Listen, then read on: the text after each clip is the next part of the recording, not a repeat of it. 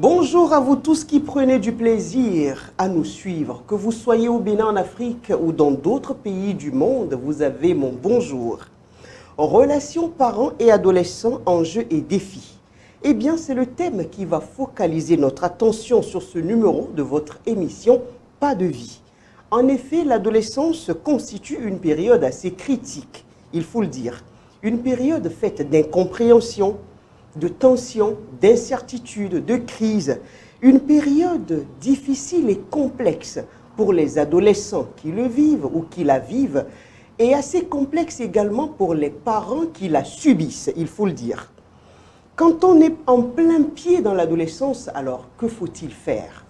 Pour parler de cette thématique, pour répondre à mes différentes questions, j'ai avec moi dans ce studio le docteur Marcos Dousso, qu'on ne présente plus d'ailleurs, hein. C'est un médecin pédiatre chargé de la sensibilisation, de la formation, de la recherche à OSAM ONG qui n'est tout autre que l'organisation de services d'aide à la mère et à l'enfant. Docteur Marcos Dousso, que j'appelle affectueusement mon président. Bonjour, monsieur le président. Bonjour, madame Rufkat. Vous allez me dire, c'est le président de quelle république? Justement. De ma république. Ah, d'accord, je comprends. Alors, merci beaucoup une fois encore pour l'invitation. Et je profite pour vous transmettre également les salutations et les excuses de la présidente de OSAM ONG, qui en fait était la personne indiquée pour parler de cette thématique-là. Voilà. Mais vous la représentez valablement. Alors, on va parler rapidement de l'adolescence. Qu'est-ce qu'on appelle l'adolescence? Et quel âge ou à quel âge on situe cette histoire d'adolescence qui terrorise tout le monde? Bon, merci beaucoup pour cette question qui me fait sourire un peu parce que vous avez utilisé le mot terrorise. Ah ben oui. Non, l'adolescence, c'est cette période qui va de 10 ans à 19 ans. Ça, c'est la définition classique de l'OMS. Mais de façon schématique, c'est cette période de transition entre l'enfance et l'âge adulte et qui est caractérisée par la puberté. Donc, quand on dit puberté, vous comprenez, il y a des modifications au plan physique, on voit que l'organisme change. Il y a également des modifications au plan psychologique, au plan de l'émotion surtout, ce qui fait qu'au niveau des comportements, il y a de changements notables qui justement inquiètent les parents et qui justifient les défis, les enjeux, tout ce que vous avez cité tout à l'heure. Et quand on parle de changement, qu'est-ce qu'on peut observer? Alors, en termes de changement, au plan physique, vous voyez, si c'est une fille par exemple, que les seins commencent à se développer, vous voyez que les poils, ça c'est dans les deux sexes, les poils, les organes génitaux qui prennent du volume et qui deviennent un peu plus fonctionnels. Et bon, voilà, pour ne citer que ces signes-là. Mais les changements qui intéressent le plus dans une émission comme ça, c'est certainement ce qui se passe au plan émotionnel, au plan psychologique. Donc, là aussi, il y a des changements. Là également, il y a des changements. On voit que parfois, il y a des sauts d'humeur. On voit quand même que le comportement de l'enfant devient un peu différent. Et parfois, même, ça peut s'opposer un peu à ce qu'il était avant. Et c'est un peu... C'est compliqué. Alors, il doit y avoir des étapes. Est-ce qu'il y a des étapes à suivre? C'est vrai que l'enfant a déjà 10 ans. On peut le considérer comme entrant dans cette phase un peu difficile. Maintenant, est-ce que, bon, on peut espérer peut-être qu'à 12 ans, qu'il soit peut-être légèrement plus sage, à 14 ans, à 19 ans, il y a des étapes dans cette puberté-là? Bon, je ne voudrais pas qu'on se focalise sur le mot sagesse. La sagesse me semble être un peu relative. Puisque la sagesse de l'enfant n'est pas celle de l'adulte et ça dépend de ce qu'on y met. Mais ce qu'il faut constater, c'est qu'au plan psychologique, hein, surtout, c'est qu'au niveau des étapes, au début, on voit quand même que ce que nous appelons l'abstraction, c'est-à-dire la pensée abstraite. On voit par exemple que c'est des enfants pour qui ce qui est pertinent pour nous ne l'est pas forcément pour eux. Donc ça fait que vous demandez de faire des choses, c'est prioritaire pour le parent, mais ce n'est pas prioritaire pour l'enfant parce qu'il commence maintenant par avoir cette capacité à faire une nuance, à choisir ce qui paraît plus pertinent pour lui. Vous voyez? Donc je dirais, est-ce que c'est l'âge de la raison? Non, c'est même au-delà de la raison parce que la raison englobe beaucoup de notions. Mais ici, dans les priorités, par exemple, pour vous, c'est important pendant que l'enfant se lave. C'est un exemple, je donne. peut-être 8 ans, 9 ans, vous pouvez crier sur lui et vous pouvez le laver. Bon, il va peut-être bouder un peu, puis il oublie très vite. Mais dès lors qu'il a l'âge de l'adolescence et vous lui demandez de faire ça par exemple, et que lui ne se rend pas compte que ce n'est pas pertinent pour lui, vous voyez, non seulement il peut s'opposer à vous, ou bien vous allez le contraindre à le faire, mais il intériorise ça comme quelque chose qui n'est pas pertinent, que vous l'avez obligé à faire. Et puis, je profite également pour vous dire qu'à cet âge, il y a également ce qu'on appelle la déduction. C'est-à-dire, l'enfant observe ce qui se passe, l'adolescent observe ce qui se passe à partir, c'est-à-dire tout autour de lui, et il tire des conclusions. Et il fonctionne sur la base de ces conclusions. S'il voit, par exemple, des scènes de violence autour de lui, bon, lui tire des conclusions, par exemple, que bon, la violence, c'est peut-être une bonne chose, et il se met dans ça. Donc, il fait des déductions. Vous voyez? Donc, ces deux notions de pensée abstraite et de déduction, c'est ça qui pousse l'enfant maintenant à un changement de comportement, parce qu'en plus de tout ça, il veut s'affirmer. Vous voyez? Donc, son fonctionnement devient un peu bizarre, devient un peu différent à ce que le parent voyait ou bien à ce que le parent souhaite qu'il soit. Et ça commence déjà au début, à partir de 10 ans, 12 ans. Ça dépend. Là, c'est des âges théoriques qu'on a donné, mais l'adolescence, ce n'est pas statique. Ça varie un peu en fonction de l'âge, en fonction même des cultures, en fonction du vécu de l'enfant et aussi en fonction de sa physiologie.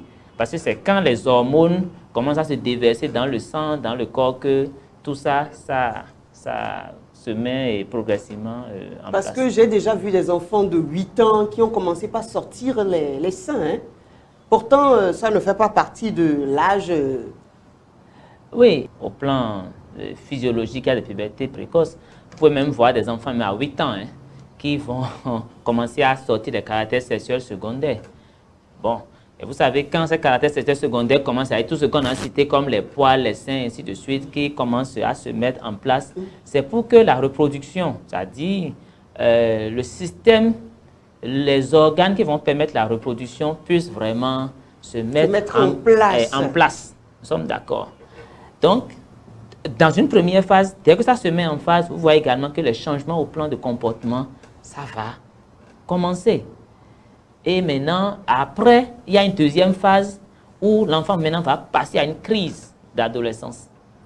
Et c'est forcément, il faut passer par cette crise-là, où il y a des adolescents qui ne sont pas obligés de passer par la crise d'adolescence. Non, je pense que la crise, peut-être que, bon, on dira plutôt que les enfants ne font pas les crises de la même façon. Ça dépend des personnes. Ça dépend de chaque enfant. Et ça dépend également de la réponse des parents face aux signes, voilà, au premier signe de ces crises. Mais une chose est sûre, c'est que avec ces hormones qui se déversent dans le sang, l'enfant à un moment donné n'est pas forcément, c'est-à-dire il rentre en conflit avec lui-même. C'est comme s'il subit ça. Donc, il y a un déséquilibre. Ce qui lui arrive, lui-même, il ne comprend pas. Il ne comprend pas. Il y a un déséquilibre comparativement à un équilibre qu'il avait avant. Et par rapport à ça, le rôle du parent, c'est de rééquilibrer. Donc, c'est pendant que ce déséquilibre se fait, c'est là où nous allons parler de crise et il y a plein de signes qu'on peut y mettre dedans. D'accord, on parlera du rôle du parent quand ça arrive. Maintenant, quels sont les besoins? Parce qu'il faudrait que les parents sachent en réalité, lorsqu'on a un enfant qui entre dans cette période-là, de quoi cet enfant a besoin? Oui, déjà, un enfant, qu'il soit un adolescent, là, nous voyons l'enfant au sens l'âge du terme, c'est-à-dire jusqu'à 18 ans, jusqu'à 15 ans, a des besoins. Même un adulte, nous avons tous des besoins. Mais de façon plus spécifique, vous voyez, quand on a un adolescent qui traverse une période difficile comme ça, c'est qu'il a encore des besoins qui sont plus spécifiques. Il a le besoin qu'on l'écoute. Il a le besoin qu'on dialogue avec lui. Il a le besoin quand même qu'on le comprenne. Qu'on le sente, en fait, qu'il se sente considéré. Qu'il se sente considéré. Et je peux vous dire qu'il y a deux conditions qui doivent être réunies. Et si ces conditions sont vraiment réunies, je pense que les besoins seront quand même pris en compte globalement. Ces deux conditions, c'est que déjà, il faut qu'il y ait de l'harmonie. Dans la communauté, si je retourne dans une communauté, notamment dans la famille, il faut qu'il y ait de l'harmonie. Ensuite, il faut qu'au niveau de la communication, qu'il y ait c'est-à-dire que les conditions soient créées pour que l'enfant puisse communiquer, qu'il puisse s'extérioriser. S'exprimer aisément. Aisément. Parce que l'un des facteurs au moment de l'adolescence, c'est que l'enfant est porté vers des groupes d'amis. Et on a l'impression maintenant qu'il va s'opposer, enfin à la limite qu'il déteste les parents. C'est une impression qu'on a. Et donc s'il va vers des groupes d'amis pour qu'on le conseille, s'il n'y a pas de l'harmonie, on a tendance alors à le pousser beaucoup plus vers ces groupes d'amis. De la même façon, s'il n'y a pas de la communication, il va aller chercher le dialogue et autres au niveau de ces groupes de famille. Et vient voir ce qui se dit de l'autre côté. Au niveau de ces groupes d'amis, j'allais dire.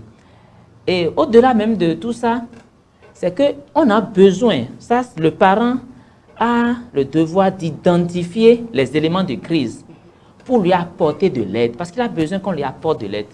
S'il commence à faire les crises et que le parent n'identifie même pas les crises pour lui apporter de l'aide, vous comprenez que ce besoin d'aide ne sera pas satisfait, donc du coup, il ne va pas bien gérer son adolescent. Or, c'est clair, lorsque l'adolescence n'est pas bien gérée, on aura un adulte qui sera immature. Un adulte immature, c'est que pratiquement, toute sa vie, c'est qu'il y aura des déviances. J'ai plein d'autres questions, mais le réalisateur de cette émission, il y a quelque chose d'important qu'il doit nous jouer. Ah, d'accord. Ben oui, parce qu'il y a quand même quelques citoyens de la ville de Cotonou qui se sont prêtés à une question que nous leur avons posée, à savoir c'est quoi l'adolescence et pendant ce temps-là, comment gérer les adolescents. Ils nous le diront à travers un petit micro-trottoir. Le football surtout, mais depuis un certain temps que tu es arrivé ici, ça a été un peu difficile. J'ai dû en tête me mettre en corps à corps contre eux pour pouvoir m'épanouir dans ce que je fais présentement. Certains parents ne comprennent pas à voir ce que je dis parce que d'autres ne voient pas directement le talent qui est inclus entre le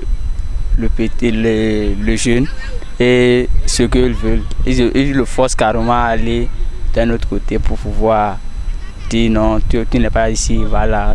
Non, c'est pas ça. Il faut forcément encourager, même si c'est un peu de temps, on peut donner pour pouvoir permettre aux jeunes de dire ok, tu fais ça et ça, mais il faut faire telle chose correctement aussi avant de pouvoir t'épanouir ici. Aliji azome, eno veo, vikasi no kwe kle, bosi soa, ene azome, ene bon, ene itokome, donc ana on de nous, kodo et conseil ko, maya besin tia, e asuo, e soyon doa.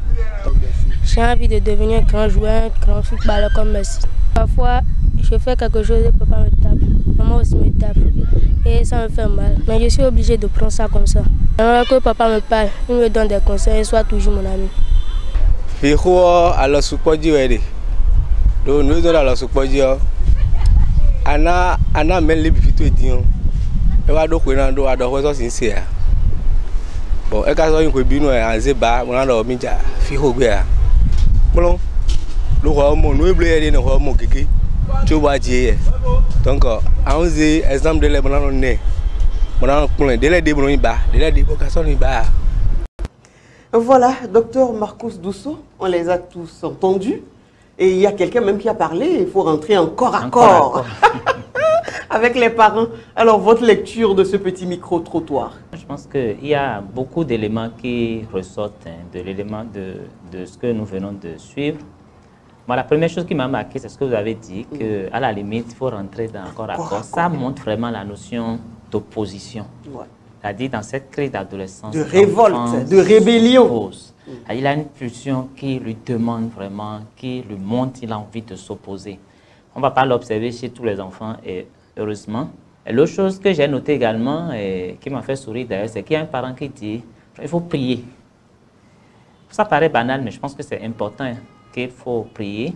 Ça va donner de l'assurance également aux parents qui a besoin de se soutenir lui-même. Parce que l'enfant est dans l'adolescence, mais le parent le vit aussi. Et lui-même, il a envie de réagir. Donc, je pense que cette notion de prière, c'est important pour les parents. Et je crois aussi un peu à la prière. Et ensuite, il y a un parent qui a dit, on ne peut pas taper tout le temps. Ça, c'est important. Et ça renvoie également au style de parent. Parce que parfois, la gestion de l'adolescence, c'est une relation, c'est-à-dire c'est une coopération dans la famille. Ça dépend de comment on coopère. Vous allez voir des familles unies, Mais il n'y a pas de coopération. La famille est unie parce qu'on voit que, bon, on a l'impression que tout va bien dans la famille parce qu'il y a une personne qui dit sa loi à tout le monde. Tout le monde fait la poubette, etc. On a l'impression que la famille est unie. Ce n'est pas de cette union c'est pas de cette union qu'on veut. Donc, on a peur de la chicotte et puis on se range. L'enfant va se ranger, mais il va faire une dépression. Donc, on le tape. Il a peur peut-être de la chicotte. D'abord, s'il n'a pas peur de la chicotte, il va s'opposer. Donc, le fait de le taper, ça ne servira à rien. Mais s'il a peur, c'est qu'il va se ranger. Donc, on aura l'impression que tout va bien. Mais il peut passer à une phase de dépression. Et cette phase de dépression, ça peut se manifester par une tristesse. Ça peut être un enfant qui se replie sur lui-même, qui même peut commencer à avoir des troubles d'alimentation, des troubles de sommeil. C'est des enfants, par exemple, qui, au niveau de leur performance en classe, ça peut commencer à baisser. Ouais. Donc, ça peut conduire à la dépression. Il n'y a pas que ça, il y a plein d'autres situations dans cette mauvaise gestion de l'adolescent qui peut amener l'enfant à une dépression. Et dans ça, on aura l'impression que c'est un enfant calme. C'est pour ça, tout à l'heure, je vous disais que la sagesse, il faut faire beaucoup attention. C'est-à-dire, être sage, ce n'est pas seulement faire ce que le parent dise pour que le parent ait l'impression qu'il a le contrôle de la situation. Il aura le contrôle de la situation pour un temps. Mais dans l'élément, nous avons vu un enfant qui a dit qu'après, que lui il est obligé de faire avec. Avec que lui veut devenir un footballeur. Le parent va donner ses orientations, mais arrivé à un moment donné, mais l'enfant va laisser tout ça de côté. Ce serait du temps perdu, peut-être de l'argent perdu, et peut-être même que, bon, il ne sera pas très bien conseillé au moment où il va. Donc, il faut vraiment coopérer et collaborer avec les enfants et ne pas chercher à s'imposer, à imposer tout à l'adolescent. Docteur, on vous dira que bon, ce que vous êtes en train de dire là, c'est parce qu'aujourd'hui, il y a cette éducation-là, et puis on est entre griffes un peu civilisé, avec les yeux mieux ouverts, parce que nous, on a vécu une éducation où on ne nous donnait pas du tout la parole. On te tapait pour un oui ou un non et tu es obligé de rester là, mais ça nous a formés, ça nous a permis quand même d'affronter la vie. On vous dit ce que vous êtes en train de dire là aujourd'hui, il faut écouter l'enfant, lui donner la parole, c'est ça qui conduit à la déviance. Il y a beaucoup qui pensent ça. Oui, il y a beaucoup qui pensent ça et moi j'ai l'impression que les gens ont toujours pensé comme ça, même avant nous. Parce que je me rappelle que j'ai lu un document, un extrait d'un livre qui a porté sur Platon, que nous connaissons tous, un grand philosophe des anciens temps, qui déjà par rapport à l'adolescence évoquait une question de génération. C'est-à-dire une génération après n'avait pas de comportement qui plaisait à la génération d'avant. Donc c'est toujours comme ça. Et c'est justement l'enjeu même. C'est-à-dire nous on a reçu une éducation, nous voulons une éducation pour notre enfant, et lui, la société évoluant, la communauté évoluant, je vous ai dit, il va observer. Donc lui, il observe, il tire des conclusions et il veut fonctionner sur la base de ces conclusions. Il veut son autonomie. Il veut être lui-même, s'affirmer, pas forcément en nous ressemblant. Bon, nous, on a envie peut-être de conduire les voitures qu'on conduit, mais peut-être qu'eux, ils rêvent d'aller en jet privé, par exemple. Et donc, ils pensent par exemple que c'est en se comportant comme ça, peut-être en faisant du gaiement, des trucs comme ça. C'est un exemple que je donne. Parce qu'ils sont vus faire. Et ils sont convaincus. Et ils sont convaincus. Vous voyez, et dans la crise de l'adolescence, ça va les impacter. Mais nous allons vouloir nous focaliser sur l'éducation que nous avons reçue pour dire d'abord qu'on veut les contrôler, qu'on veut leur imposer des choses. Ce n'est pas pratique. Et donc, en fait, en faisant ça, docteur, on pense mieux faire, on pense bien faire. Oui, vous avez dit qu'on pense bien faire. Et c'est justement l'intérêt également de cette émission parce que nous, au moins, on a la chance non seulement d'être un professionnel de la santé, on est pédiatre, mais au niveau de OSAM ONG, nous sommes une équipe. Il y a des assistants sociaux, il y a des psychologues, il y a des médecins. Et vous savez, nous avons une cellule qui s'occupe de l'écoute des parents et de l'enfant. Et je vous assure que à ce niveau, nous-mêmes, nous voyons des choses qui nous influencent personnellement par rapport à la façon de gérer nos enfants. Je vous assure que moi, c'est récemment que j'ai compris, par exemple, que les résultats scolaires d'un enfant qui baisse peuvent être liés à une crise d'adolescence. Mais vous n'allez pas faire le lien. Donc, c'est pour dire aux parents de ne pas penser que leur vécu reste vraiment la vérité absolue. Ou l'exemple mais ils peuvent se faire aider en discutant avec d'autres parents. Ce n'est pas forcément en venant vers des professionnels de la petite enfance ou bien de l'enfance, mais discuter avec d'autres parents. L'éducation d'un enfant, ça se fait dans beaucoup de cercles, dans les cercles religieux et autres. Mais pas seulement prendre son temps à travailler, à chercher de l'argent, ne pas suivre les résultats scolaires de l'enfant et dicter des lois, être un parent autocratique, être un parent qui est autoritaire. Quand c'est comme ça, on fixe des règles, que l'enfant ne participe pas à ces règles, on lui demande dessus. Pour un adolescent, ça ne passera pas. Alors que ce qu'on veut, c'est que le parent soit démocratique. C'est-à-dire qu'il amène l'enfant à participer à la fixation de ces règles.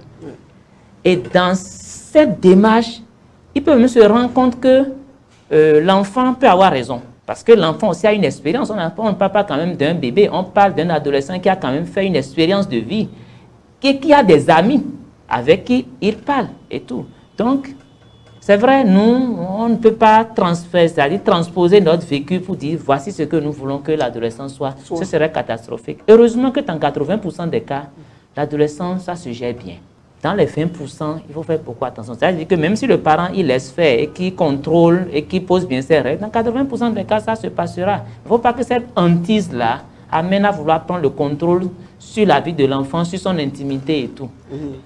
Et les enjeux sont énormes. Docteur, quelle est l'éducation idéale à donner? Parce qu'en fait, pour un adolescent, il faut surfer sur plusieurs plans. Oui. La sexualité, vous allez nous parler de ça surtout. C'est en ce moment que beaucoup de choses sortent, les seins, les poils et tout ça, où la fille voit ses règles, l'hygiène et tout. Il y a plein de choses sur lesquelles il faut se focaliser pour pouvoir avoir une belle éducation pour ce qui concerne les adolescents, n'est-ce pas? La sexualité, c'est même, je vais même dire que c'est l'enjeu majeur. Parce que l'appareil digestif, l'enfant mangeait, l'enfant il voyait et tout ça, mais au niveau de la reproduction, il a un organe qui devient maintenant fonctionnel, avec un monde de pulsions, donc il a envie d'expérimenter. Donc il a envie, c'est comme vous avez quelqu'un qui a des âmes et qui veut s'en servir. Donc c'est un peu comme ça, et donc il a besoin que le parent qui a déjà fait l'expérience l'accompagne. Et puis l'enjeu est de taille parce qu'un enfant qui gère mal sa sexualité va devenir parent très tôt. Ouais. Alors qu'il n'a pas encore de grossesse non désirée, alors qu'il n'a pas encore l'autonomie là qu'il faut avoir. Tous les parents, nous en sommes conscients, mais là où nous passons à côté, c'est la crainte que nous avons de parler de la sexualité. L'éducation sexuelle doit commencer très tôt, il faut en parler avec les enfants. Depuis des années ou des lustres, c'est un sujet tabou. Mais ça ne doit plus rester un sujet tabou, et ce n'est pas montrer à l'enfant ce qu'il faut faire. C'est-à-dire montrer à l'enfant, parler de la sexualité en lui disant forcément les rapports sexuels, ce n'est pas forcément ça. C'est lui expliquer le mécanisme de la sexualité. Lui parler par exemple de l'harcèlement sexuel. Lui parler par exemple de l'hygiène de son corps. Lui parler par exemple des risques qu'il court. Et parce que si on ne le fait pas, c'est les amis qui vont le faire à notre place. Et vous savez... L'éducation de dehors. De dehors. Donc, c'est pour anticiper justement sur l'éducation de dehors qu'il vaut mieux offrir, au moins évoquer la question, et pour que l'enfant sache qu'il peut en parler avec le parent. Parce que parler de l'éducation sexuelle, c'est une question également d'expérience. Il y a des parents qui, compte tenu de leur vécu, savent le faire. Mais ce qu'il ne faut pas faire aussi, c'est qu'il ne faut pas aller chercher une autre personne pour le faire à sa place. Quand on ne sait pas le faire, il faut apprendre. Ça, on peut apprendre à travers des livres, à travers des séminaires, à travers même d'autres parents qui ont plus d'expérience. Donc, aller apprendre pour aider son enfant. Parce qu'on voit des parents qui fuient, qui ne le font pas et qui envoient d'autres parents le faire à leur place. Ce n'est pas ce qui est Ce n'est pas responsable. Oui. Et là, vous avez dit, c'est en ce moment qu'il faut leur parler des grossesses non désirées, du harcèlement sexuel. Ça aussi, c'est très important parce que franchement, c'est à cet âge-là, on commence peut-être pas à te toucher à gauche, à droite, sans que tu ne maîtrises réellement de quoi il s'agit. Peut-être que c'est des cousins ou c'est des oncles, tu te dis c'est la famille. C'est à ce moment-là que le parent doit être strict sur ça et dire à l'enfant combien il doit prendre soin et lui dire quels sont les attouchements qui peuvent être susceptibles d'être dénoncés peut-être. Oui, je suis d'accord avec vous que c'est clair que il faut parler de tous ces aspects. Peut-être qu'on aura l'occasion de parler, parce que l'éducation sexuelle, on peut faire plusieurs émissions dessus. Oh oui, on va y revenir, ça c'est clair. Mais ce qui est important déjà, c'est qu'il faut offrir l'occasion à l'enfant d'en parler. Que ça ne soit pas un sujet tabou. Et il faut aller apprendre soi-même à le faire si on voit que, bon, parce que nous, peut-être on ne l'a pas fait avec nous, donc on ne sait pas le faire. Oh non, et pour un parent qui n'est pas plusieurs peut-être de un votre éducateur, génération et de la mienne, on s'est jeté à l'eau, on s'est formé tout seul. Oui, mais sur certaines questions, ça dépend de comment on est à l'aise pour y aller. Si on n'est pas à l'aise, il faut se rapprocher des gens qui ont de l'expérience pour le faire parce que c'est important. Parce que ne pas le faire, c'est qu'on va constater les dégâts. Et quand les dégâts arrivent, les erreurs que les parents commettent encore qui aggravent tout, c'est qu'on a tendance maintenant à vouloir punir l'enfant. Et vous savez, quand on commence à blâmer ton enfant, c'est un sentiment d'impuissance qu'on a. Ça veut dire qu'on a failli quelque part. C'est comme l'élève qui ne travaille pas bien en classe. Donc, parfois aussi, il faut aller voir les parents et les maîtres. Ce n'est pas forcément la responsabilité de l'enseignant, de l'élève. Oui, c'est ça. Donc, c'est quelque part la responsabilité de l'enseignant. Donc, pour éviter ça aussi, il ne faut pas mettre tout le focus sur le boulot. Donc, il faut se donner également du temps pour aller apprendre à le faire. Une fois qu'on est conscient que c'est important pour son adolescent, on va le faire. D'accord. Et rapidement, ce qui peut empêcher de le faire. Oui. Et c'est quoi l'intérêt de l'ONG OSAM à s'intéresser en fait à ces genres de sujets-là? L'éducation, comment faire pour que les enfants se portent bien, les parents. Votre intérêt dans ça, c'est quoi au juste? Bon, l'intérêt dans ça, déjà, c'est qu'il faut reconnaître que OSAM, essentiellement, c'est composé d'agents de santé, d'éducateurs et de communicateurs. Donc déjà, de par notre profession, nous avons un penchant pour tout ce qui a trait à la sensibilisation, à l'hygiène de vie, au bien-être et tout. Et vous savez que l'ONG porte sur la mère et sur l'enfant. On ne peut pas parler d'enfant sans parler de ces questions que nous évoquons. Ouais. Et notre message phare pour les parents, c'est qu'il ne faut pas être des parents autoritaires, il faut être des parents démocratiques. Il faut se rendre disponible pour écouter les enfants, pour leur offrir les conditions pour écouter, pour que la rue ne récupère pas totalement l'enfant, pour qu'il ne devienne pas un adulte immature, un adulte avec beaucoup de déviance. C'est notre grand intérêt et notre mission. Votre intérêt, c'est le nôtre également. Merci. Il faut donner la parole donc à l'enfant de s'exprimer, de s'extérioriser. Il y va de son éducation, de l'équilibre mental, moral, physique et tout le reste. Merci, Dr Marcos Dousso, d'avoir répondu à mes questions. Stop et fin. Merci. L'émission Pas de vie, c'est terminé pour aujourd'hui. Le temps est vite passé. Merci à vous d'avoir été des nôtres. On se retrouve très vite pour un autre numéro. Prenez soin de vous.